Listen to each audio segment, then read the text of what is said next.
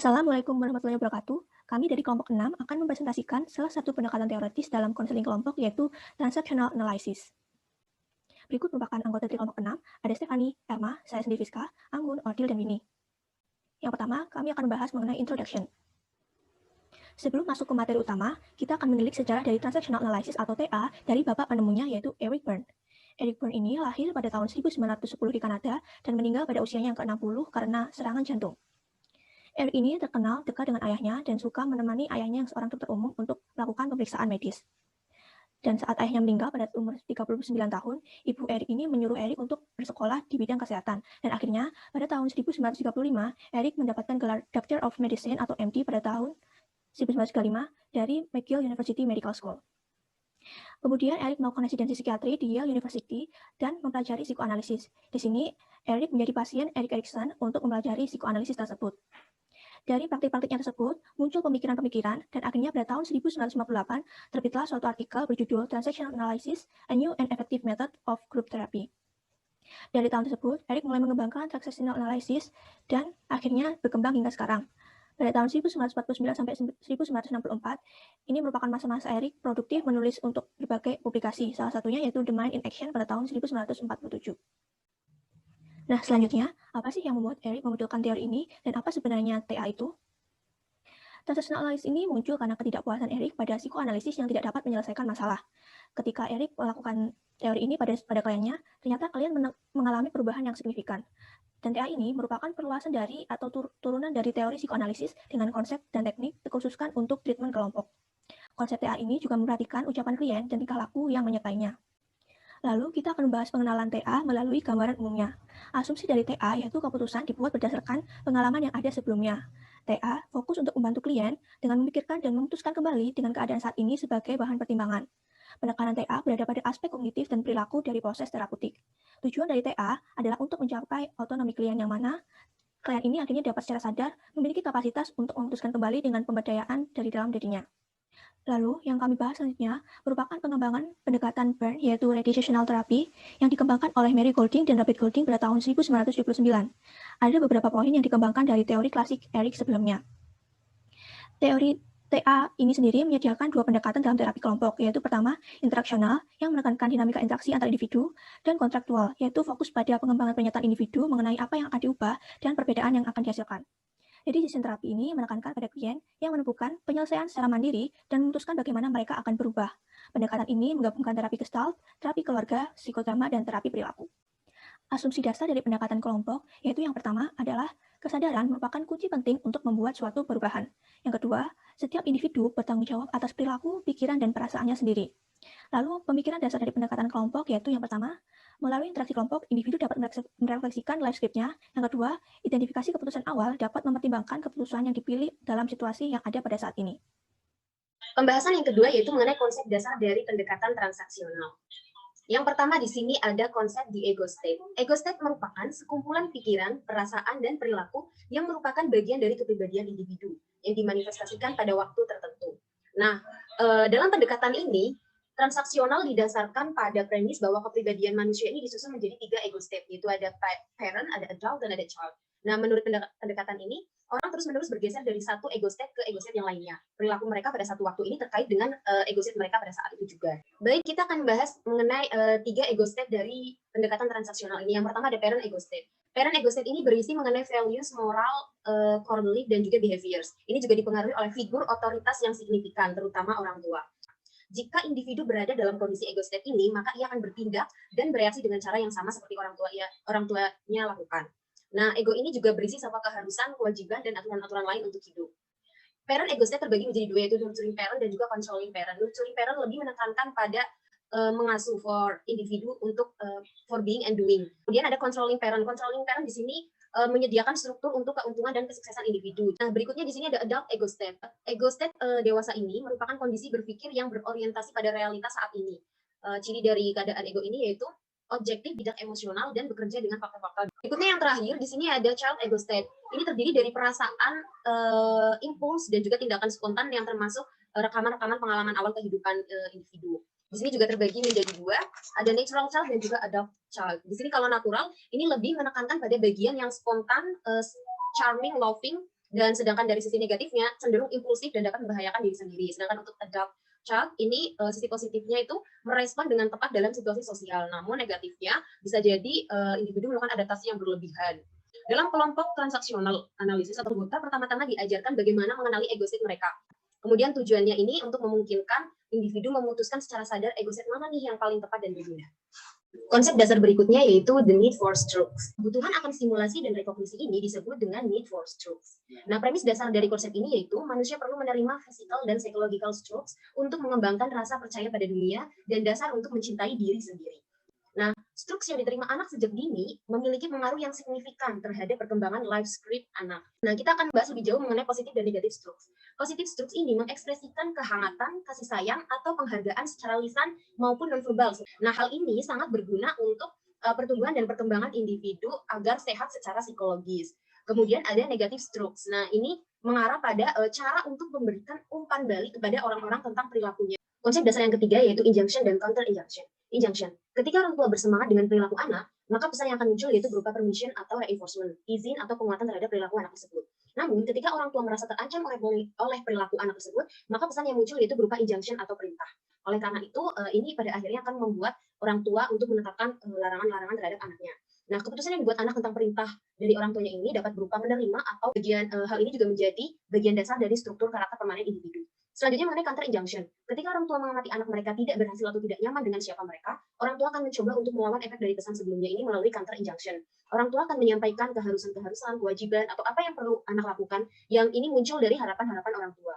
Nah, dalam pendekatan transaksional ini, konsep injection dan counter injunction dilakukan dengan terlebih dahulu meminta anggota untuk mengeksplorasi pesan-pesan, baik itu berupa keharusan, apa yang seharusnya mereka tidak lakukan, dan sebagainya. Setelah itu, anggota akan diminta untuk meningkatkan kesadaran akan spesifik injunction dan juga counter injunction.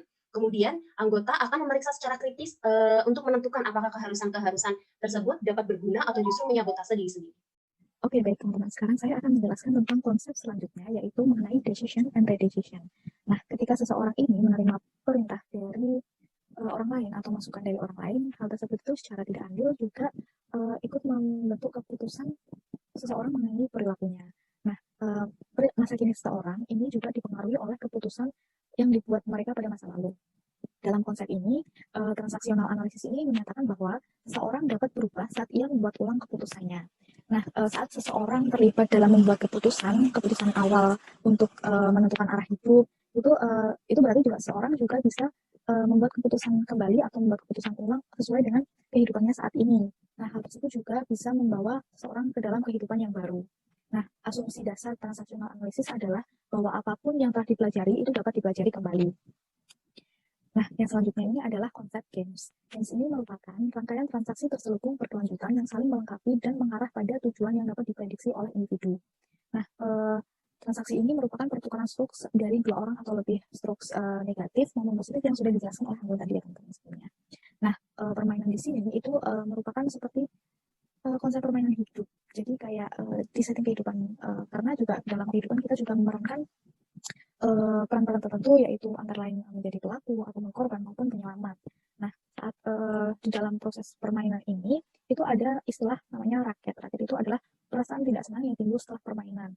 Nah, dalam games ini itu hasil permainan merupakan naskah dari kehidupan. Nah, yang selanjutnya adalah basic psychological life position. Dalam konsep ini itu analisis transaksional mengidentifikasi 4 posisi kehidupan dasar psikologis yang semuanya ini didasarkan pada keputusan yang dibuat seseorang sebagai hasil dari pengalamannya pada masa kanak-kanak, dan semuanya itu menentukan bagaimana perasaan orang tentang dirinya dan bagaimana mereka berhubungan dengan orang lain. Ini ada 4, yaitu I'm okay and you're okay. Terus ini merupakan tujuan dari transaksional analisis. Yang kedua adalah saya baik-baik saja dan Anda tidak baik-baik saja. Saya baik-baik saja dan Anda saya tidak baik-baik saja dan Anda baik-baik saja. Dan yang terakhir, saya tidak baik-baik saja dan Anda juga tidak baik-baik saja.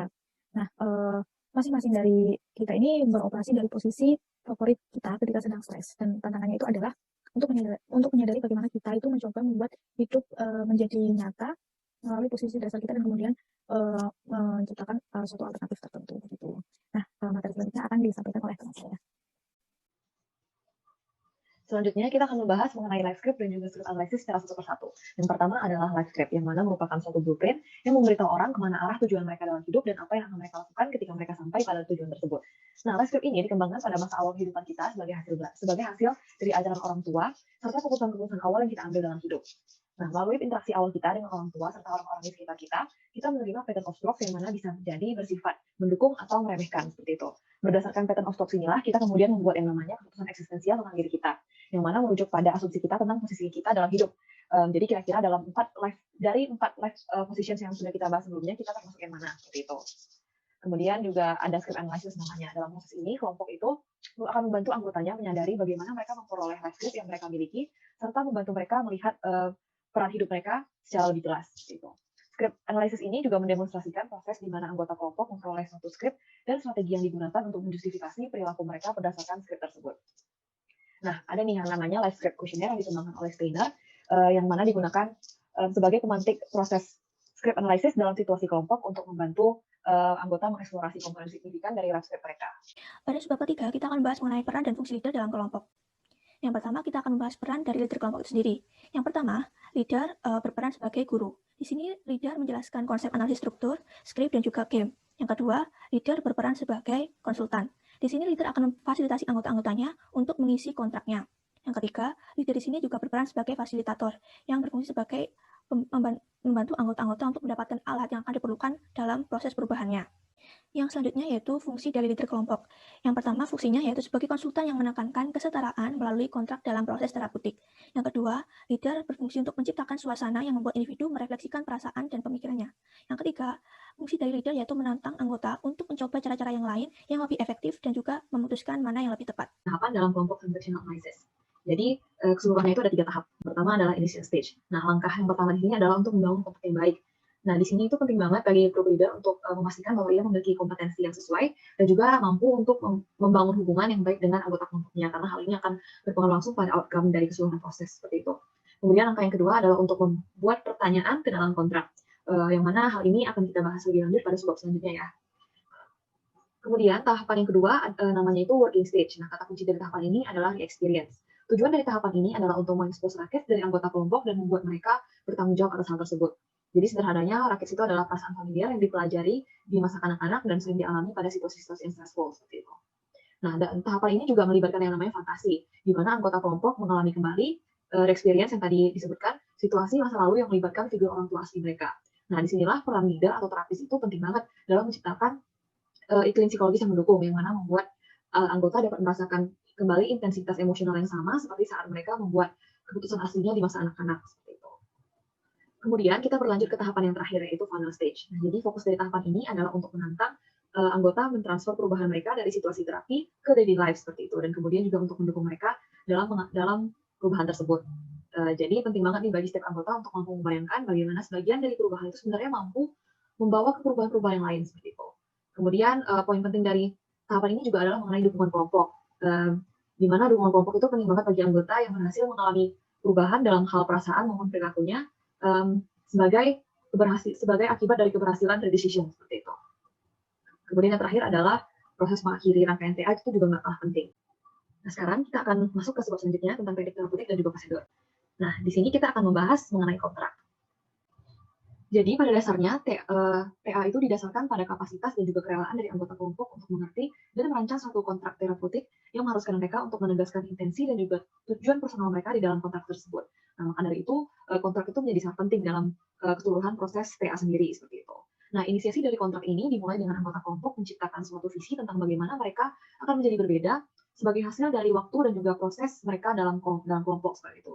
Jadi pembuatan kontrak itu dimulai dengan creation of vision seperti itu, dan kemudian dilanjutkan dengan pembuatan kontrak yang mana kontrak itu harus spesifik dan juga dapat diukur serta mencakup pernyataan konkret dari tujuan yang ingin dicapai gitu. Jadi menjawab pertanyaan apa, bagaimana, dan kapan seperti itu. Kemudian poin penting selanjutnya mengenai kontrak adalah bahwa setiap kontrak itu harus dibuat oleh masing-masing anggota kelompok dan kemudian dipampang di tempat yang kelihatan oleh semua orang seperti itu. Biasanya kalau settingnya offline itu misalnya digantung di dinding seperti itu. Hal ini untuk menjaga nilai dari accountability seperti itu.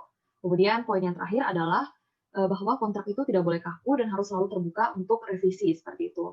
Jadi kontrak itu memang semestinya short term atau jangka pendek untuk memandu arah dari terapi dan menyediakan dasar evaluasi hasil terapi. Yang selanjutnya adalah penerapan TA pada kelompok kerja di sekolah. Konsep dan teknik TA dapat diterapkan dalam kelas bimbingan di sekolah ataupun dalam konseling kelompok dengan siswa yang berusia 5-17 tahun. TA menyediakan pendekatan terstruktur yang memungkinkan siswa untuk melihat hubungan antara apa yang mereka pelajari dalam keluarga dan sikap mereka terhadap orang lain. Pemimpin kelompok TA yang kompeten akan menciptakan iklim di mana anggota dapat memulai mempertanyakan sejauh mana mereka telah menerima pesan dari keluarga dan budaya mereka, juga mendorong siswa untuk mengeksplorasi bagaimana peran tersebut mempengaruhi perilaku mereka saat ini. Tujuan utama dari kelompok TA dengan siswa yang pertama adalah untuk memfasilitasi wawasan sehingga mereka dapat memperoleh kembali kendali atas pikiran, perasaan, dan tindakan mereka. Kedua, mengembangkan pemahaman diri yang membuat perubahan baik dalam diri mereka sendiri maupun dalam transaksi mereka dengan orang lain. Nah, kemudian yang selanjutnya adalah penerapan TA pada multicultural population. Nah, dalam konteks ini, pendekatan kontrak digunakan sebagai perlindungan terhadap terapis yang memaksakan nilai-nilai budaya mereka pada anggota kelompok, meningkatkan kemungkinan pemberdayaan anggota untuk mengidentifikasi bidang masalah yang ingin dibahas, membantu klien memikul tanggung jawab yang lebih pribadi terhadap hasil terapi mereka, dan mengambil peran besar dalam membantu anggota memutuskan aspek apa saja yang ingin mereka bagikan, serta memutuskan nilai-nilai mana yang siap dieksplorasi. Hal ini dilakukan untuk meminimalisir konfrontasi yang tidak tepat oleh pemimpin TA. Nah, kemudian yang selanjutnya adalah kelebihan TA, di mana sejumlah faktor dalam kelompok TA ini sangat berguna bagi peran perempuan. Nah, selain itu, konsep TA ini juga kompeten dengan pendekatan yang sensitif terhadap peran gender dalam kelompok.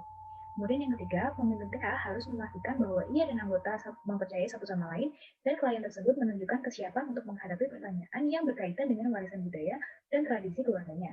Hal ini diperlukan karena dalam beberapa budaya mempertanyakan tradisi keluarga dianggap tabu, apalagi dalam kelompok yang non-keluarga, sehingga pendekatan kontrak sangat dibutuhkan. Yang selanjutnya adalah evaluasi TA pada groups. Nah, yang pertama ada kontribusi dan kekuatan pendekatan ini. Yang pertama, dia ini berbasis kognitif sehingga berguna untuk memahami bagaimana keputusan dibuat dan kaitannya dengan sikap yang merugikan diri sendiri. Kedua, pendekatan psikoedukasi yang terstruktur. Ketiga, penekanan pada kontrak sebagai pemandu kerjaan setiap anggota meningkatkan peluang untuk membawa perubahan efektif dalam terapi tingkat. Keempat, mengkolaborasikan konsep TA dengan teknik kristal dan psikodrama dapat menciptakan integrasi antara dimensi kognitif dan emosional secara natural. Nah, ya kemudian ada batasan-batasan dari kelompok dari pendekatan ini. Yang pertama, teori dan prosedurnya belum cukup divalidasi secara empiris. Yang kedua, pemimpin kelompok TA ini lebih mengeksplorasi faktor kognitif dan tidak memberikan cukup peluang untuk mengeksplorasi perasaan anggota. Yang ketiga, pendekatan ini masih terlalu simplistik karena hanya menggunakan konsep sederhana psikologi populer. Yang terakhir, beberapa praktisi menggunakan struktur dan kosakata dalam sistem ini untuk menghindari interaksi person to person. Setelah kita tadi mengetahui beberapa informasi tentang analisis transaksional, sekarang kita lihat nih penelitian terkait analisis transaksional itu seperti apa sih? Nah, ini ada jurnal yang ditulis oleh Regina Berard berjudul Transactional Analysis and Multiple Intelligence, a Proposed Diagnosis and Intervention. Nah, di penelitian ini ada dua variabel, yaitu Transactional Analysis dan Multiple Intelligence. Transactional Analysis, tadi kita sudah belajar bahwa konsep utama yang digunakan TA untuk memahami manusia adalah keadaan ego dan transaksi komunikasi yang terjadi antara tiga keadaan ego yang berbeda ini, yakni parent ego state, adult ego state, dan child ego state. Yang kedua, variabelnya adalah multiple intelligence. Teori ini menunjukkan bahwa kita, manusia, itu cerdas dalam berbagai cara, dan bahwa kecerdasan ini dapat berkembang sesuai dengan rangsangan lingkungan. Jadi, diagnosis ego state dalam suatu tindakan atau perilaku itu adalah langkah pertama yang diambil oleh analis transaksional untuk mengembangkan rencana intervensi. Nah, teori multiple intelligence ini dapat membantu dengan memperkenalkan kemampuan dan kompetensi yang telah dimiliki oleh si klien itu sendiri, dan bagaimana adult ego state ini diberi energi dan kemudian menjadi tidak terkontaminasi. Terkontaminasi di sini artinya ketika batas-batas adult ego state itu tidak cukup kuat untuk menahan gejala-gejala parent ego state maupun child ego state. Nah, penelitian ini akan membahas hubungan antara konsep ego state dan multiple intelligence, dan bagaimana hal ini dapat membantu memfasilitasi diagnosis dan intervensi klinis. Selanjutnya, poin-poin penting antara transactional analysis dan multiple intelligence. Yang pertama, teori ini sama-sama mempunyai asumsi dasar bahwa semua manusia itu memiliki kecerdasan untuk mencapai kesuksesan dan kepuasan, kecuali jika memiliki masalah kesehatan yang serius. Poin kedua, yakni merangsang spesifik intelligence dan kemampuan yang sesuai itu akan memungkinkan seseorang untuk bereksperimen dengan peran dan perilaku baru, yang berarti bahwa mereka akan berubah dari satu keadaan ego ke keadaan ego yang lain, dari sirkuit negatif ke sirkuit yang positif. Ini contohnya, Nah, dalam jurnal tersebut juga dipaparkan sebuah studi kasus untuk lebih memperjelas hubungan antara konsep ego states dan multiple intelligence, dan bagaimana hal ini dapat membantu memfasilitasi diagnosis dan intervensi klinis. Studi kasus berikut ini menunjukkan proses terapeutik dengan fokus pada kecerdasan dan keadaan ego. Referensinya, dan terima kasih teman-teman atas perhatiannya. Jika ada pertanyaan atau masukan, silahkan disampaikan. Terima kasih.